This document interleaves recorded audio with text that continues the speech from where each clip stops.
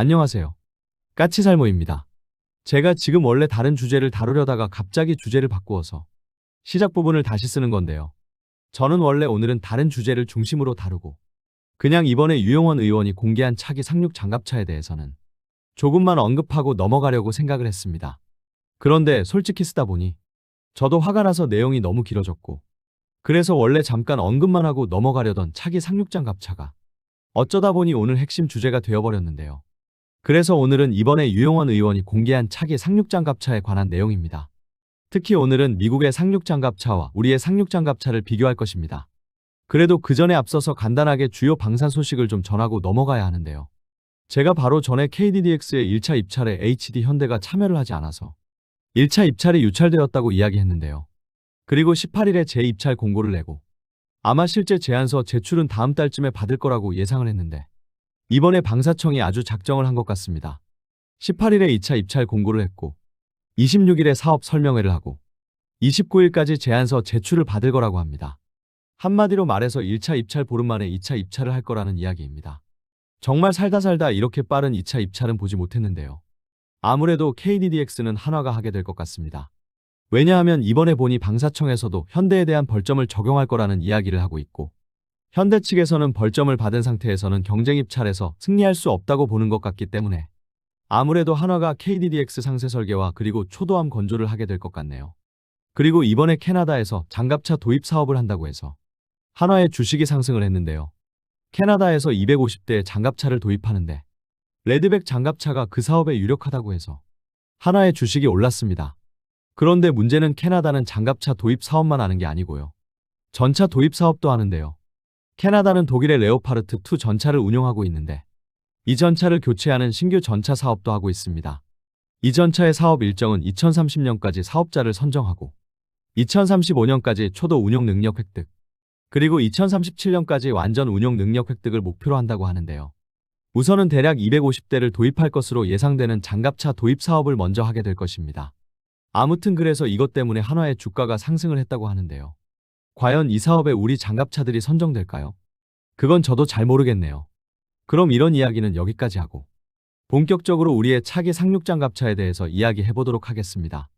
이번에 국회 국방위의 유영원 의원이 우리나라의 차기 상륙장갑차의 모습을 SNS에 공개를 했는데요. 그런데 솔직히 이 모습은 다들 보셨을 것이고 저는 굳이 이 장갑차를 언급할 생각이 없었습니다. 왜냐하면 솔직히 분명한 건 우리나라는 여전히 북한에 대한 상륙 능력이 있어야 하고 그리고 상륙작전을 위해서 상륙장갑차가 필요한 게 사실이기 때문에 새로운 상륙장갑차를 개발해야 한다는 건 분명한 사실이지만 지금 우리가 개발하고 있는 새로운 차기 상륙장갑차의 자세한 성능을 뜯어보면 결코 칭찬을 할 수 없기 때문에 굳이 유영원 의원이 차기 상륙장갑차의 모습을 새로 공개해서 여기저기서 이 장갑차가 최고의 상륙장갑차라고 떠드는 가운데 저만 비판하고 싶지는 않았기 때문입니다. 한마디로 저는 정말 이 장갑차에 대해서 복잡한 심정을 가지고 있는데요. 분명 우리는 새로운 상륙장갑차가 필요하다고 보지만 지금 개발되고 있는 장갑차는 마음에 안 드는 것입니다.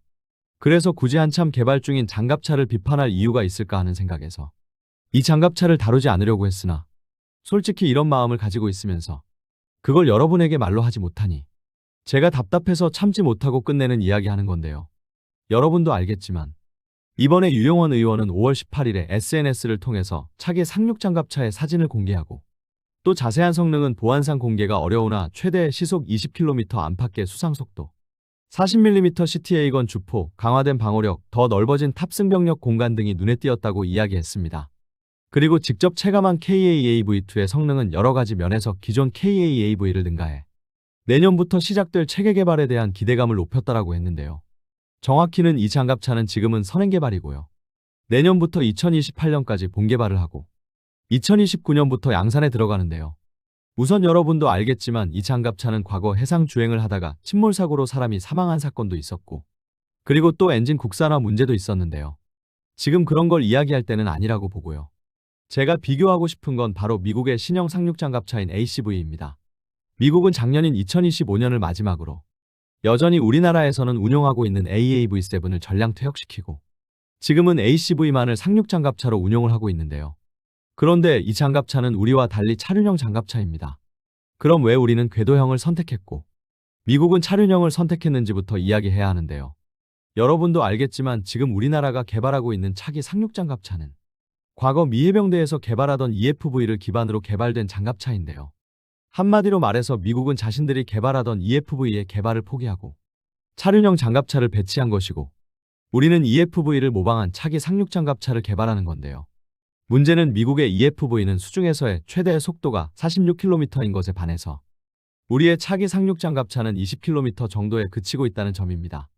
그럼 왜 우리는 차기 상륙장갑차에 EFV만큼의 빠른 속도를 요구하지 않았느냐라고 했을 때, 그 이유는 원래 EFV는 초수평 상륙작전을 기반으로 만들어졌고, 우리의 상륙장갑차는 초수평 상륙작전을 기반으로 만들어지지 않았기 때문입니다. 이게 무슨 말이냐면, 과거 미 해병대는 상륙작전을 할 때 수평선 너머에서 상륙장갑차를 발진시키는 초수평 상륙작전이라는 걸 기반으로 작전을 구상했고, 그래서 개발된 게 EFV입니다. 그래서 EFV는 상륙함에서 해안선에서 37km 정도 떨어진 거리에서 발진을 합니다. 그에 반해서 우리는 초수평 상륙작전 개념을 포기하고 해안선에서 대략 20km 떨어진 지점에서 장갑차가 발진하게 되어 있기 때문에 당연히 발진거리가 절반으로 줄어든 만큼 필요한 속도도 절반 정도로 줄어든 겁니다. 그래서 우리 해병대는 차기 상륙장갑차의 속도를 20km 정도만 요구한 건데요. 그럼 왜 우리는 초수평 상륙작전을 포기했느냐라고 했을 때, 결론은 미 해병대도 초수평 상륙작전을 포기했기 때문입니다. 미 해병대도 지금은 초수평 상륙작전 개념을 포기하고, 그래서 도입한 게 바다에서 속도가 훨씬 느린 차륜형 장갑차인 것입니다. 그럼 왜 미국이나 우리는 초수평 상륙작전을 포기했느냐라고 했을 때, 이걸 설명하려면 복잡하고요. 간단하게 말해서 현실성이 없기 때문입니다. 한마디로 말해서 초수평 상륙작전이라는 개념 자체가 해안선에서 바라봤을 때 수평선 너머에서 상륙을 시작하는 개념인데요. 그런데 요즘은 무인기 등이 발전해서 수평선 너머에서 발진을 해도 적에게 들키지 않을 가능성이 거의 없기 때문에 포기된 것입니다. 그런데 문제는 초수평 상륙작전을 포기하고 선택한 장갑차가 우리나라와 미국은 달랐는데요. 결론은 우리나라는 여전히 미국의 EFV 기반의 궤도형 장갑차를 선택한 것에 반해서 미 해병대는 궤도형을 포기했습니다. 그럼 미 해병대는 왜 궤도형을 포기했느냐가 중요한데요. 미 해병대가 궤도형을 포기하고 차륜형을 선택한 결정적인 이유는 지뢰 방어 능력 때문입니다. 지금부터 미 해병대의 새로운 장갑차인 ACV와 우리의 상륙장갑차를 직접적으로 비교할 건데요. 우선 해상에서의 속도는 당연히 우리의 상륙장갑차가 더 빠릅니다. ACV는 시속 13km를, 우리 장갑차는 시속 20km를 내기 때문에 우리의 장갑차가 더 빠릅니다. 그리고 방어력은 두 장갑차 다 나토 표준 레벨4로 14.5mm의 철갑탄을 방어할 수 있는 수준으로 동일합니다. 그런데 가장 결정적인 차이는 바로 지뢰 방어 능력입니다. 우리 장갑차에는 지뢰 방어 능력이 아예 없고 미국의 장갑차에는 지뢰 방어 능력이 있습니다. 과거 미 해병대가 EFV를 포기한 가장 결정적인 이유가 EFV가 지뢰 방어 능력이 없었기 때문입니다. 그래서 미 해병대는 지뢰 방어 능력이 없는 궤도형 대신에 V자형 하부 구조를 가지고 있어서 지뢰 방어가 가능한 차륜형을 선택한 것입니다. 이 V자형 하부 구조는 다른 말로는 카누형 하부 구조라고 해서 배 모양이기 때문에 해상주행 능력에도 도움을 줍니다. 그리고 결정적으로 우리와 미 해병대는 이 상륙장갑차들에게 부여하는 임무 자체가 다릅니다. 기본적으로 우리는 우리의 차기 장갑차에 40mm CTA-4를 탑재하고 있는데요. 미 해병대는 ACV 기본형에는 포탑을 탑재하지 않고 있으며 12.7mm 기관총만으로 무장을 하고 있습니다. 그럼 왜 이런 차이가 생기느냐라고 했을 때, 미 해병대에 있어서 ACV는 보병을 수송하는 보병 수송 장갑차입니다. 그런데 우리의 상륙장갑차는 기본적으로 보병 수송뿐만 아니라 적과 전투도 수행하는 보병 전투차의 성격도 동반하고 있습니다.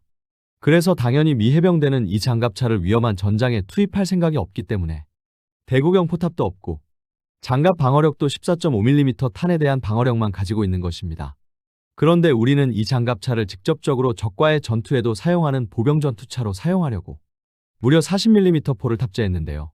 정작 방어력은 병력만을 수송하는 미 해병대의 상륙장갑차와 마찬가지이고 오히려 지뢰 방어력이 없습니다. 이제 아시겠죠? 제가 왜 이 장갑차를 썩 좋아하지 않는지 이제 아시겠나요? 당연히 이 장갑차를 보병 전투차로도 사용할 수도 있습니다. 그럼 그에 상응하는 방어력을 가지고 있어야 하는데 이 장갑차에는 지뢰 방어 능력조차 없습니다.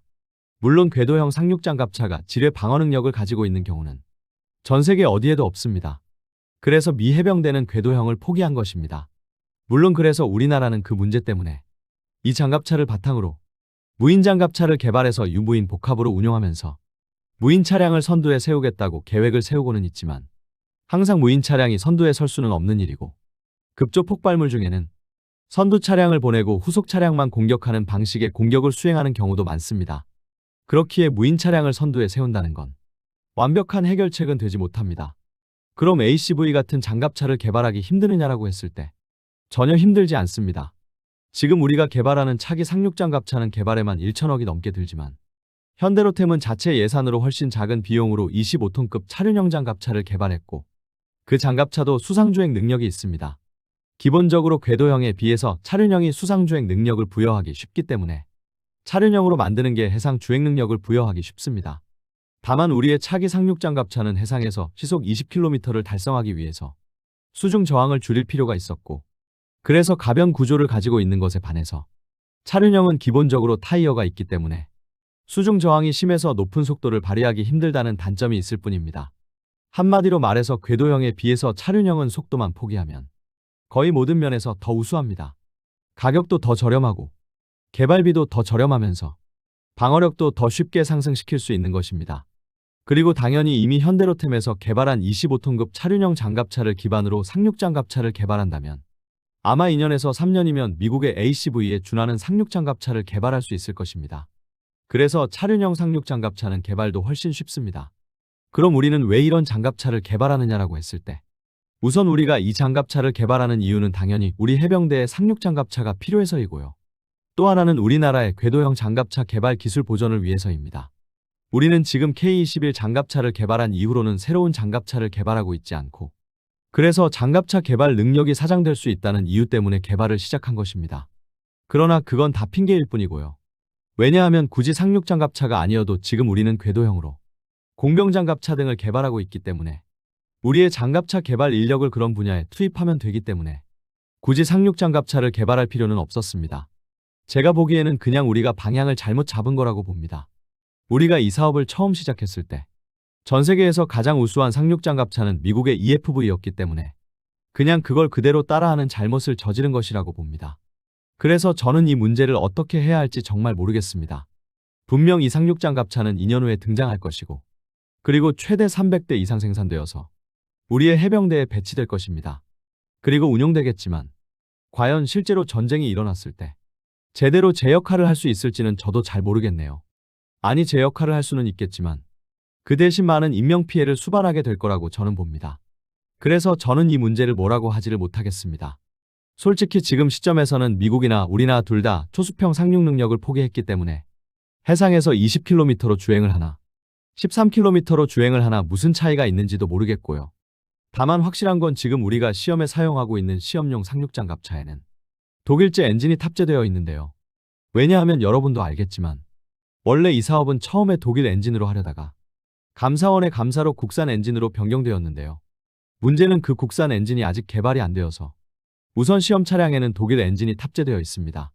다만 문제는 지금 우리의 상륙장갑차는 해상에서 시속 20km의 속도를 발휘하지만 이게 좀 묘합니다. 왜냐하면 당장 이 장갑차가 해상에서 시속 20km를 발휘하기 위해서는 엔진 출력이 1500마력만 되면 됩니다. 그런데 웃기는 건 우리 군에서는 만약을 대비한다는 이유로 엔진 출력이 못해도 2000마력은 되어야 한다고 주장을 했고 그래서 현대인프라코어 등에서는 기존 흑표전차용 국산 엔진에 독일 엔진과 마찬가지로 해수 냉각 능력을 포함시켜서 우리 군의 요구 조건을 충족하게 새로운 엔진을 개발 중인데요. 문제는 지금 우리가 개발하고 있는 해수 냉각 시스템이 독일에서 사용했던 방식과 거의 같습니다. 그래서 이론적으로는 독일 엔진과 마찬가지로 최대 2700마력까지도 개발이 가능한데요. 일부 방산업계 소식통에 따르면 실제로 개발하는 엔진이 독일 방식과 똑같기 때문에 2700마력을 내는 게 가능하다고 하고 그렇게 개발 중이라고 합니다. 그래서 우선 엔진 출력으로는 독일과 똑같은 출력의 구현이 가능하고 그래서 이론적으로는 EFV처럼 해상에서 46km도 가능은 하다고 하는데요. 다만 상륙장갑차의 가변 구조가 우리의 방식이 미국의 EFV보다는 좀 더 단순화된 구조라 실제로 2700마력을 발휘해도 46km까지는 힘들고 그래도 못해도 30km는 넘을 수 있다고 하는데요. 한마디로 말해서 우리가 개발하는 엔진 자체는 2700마력까지 가능하지만 해병대가 요구하고 있는 속도가 해상에서 20km이기 때문에 출력은 2000마력 이하로 억제할 거라고 합니다. 그래서 이게 참 이상한 것 같기는 합니다. 결론은 그나마 궤도형이 차륜형보다 우수한 게 그래도 좀 복잡한 구조라고 해도 가변 구조를 가지고 해상에서 더 높은 속도를 발휘하는 건데 우리군은 그 속도 대부분을 포기하는 것입니다. 한마디로 분명 해상에서의 높은 속도를 위해서 방어력이 떨어지는 궤도형을 선택했는데 그 속도의 대부분을 억제하고 있는 장갑차인 것입니다. 그래서 결론은 이 장갑차는 우리 개발자들이 문제가 아니라 우리군의 잘못된 전술교리로 인해서 정말 이도저도 아닌 장갑차로 만들어지는 중입니다. 미국의 ACV처럼 지뢰 방어 능력이 있는 것도 아니고 그렇다고 EFV처럼 확실하게 해상에서 빠른 속도를 구현한 것도 아닌 정말 이것도 저것도 아닌 정말 예매한 물건으로 만들어지고 있습니다. 여러분은 어떻게 보시나요? 과연 우리가 개발하는 상륙장갑차가 현대전에서 살아남을 수 있다고 보시나요? 이런 이야기를 하면 안 되는데 어쩌다 보니 제가 또 화를 이기지 못하고 해서 안 될 이야기를 한 것 같은데요. 솔직히 분명히 말하지만 이 영상이 조회 숫자가 잘 안 나올 거라는 건 저도 잘 알고 있습니다. 그래서 이런 걸 다루어서는 안 된다는 것도 잘 알고 있고요. 그런데 그런 걸 잘 알고 있어도 제 본능이 제 생각대로 안 되네요. 남들은 다들 칭찬 일색인 무기를 또 이렇게 물어뜯어 놨으니 사람들이 얼마나 싫어할지 정말 죄송하고 이상 영상 봐주셔서 감사합니다.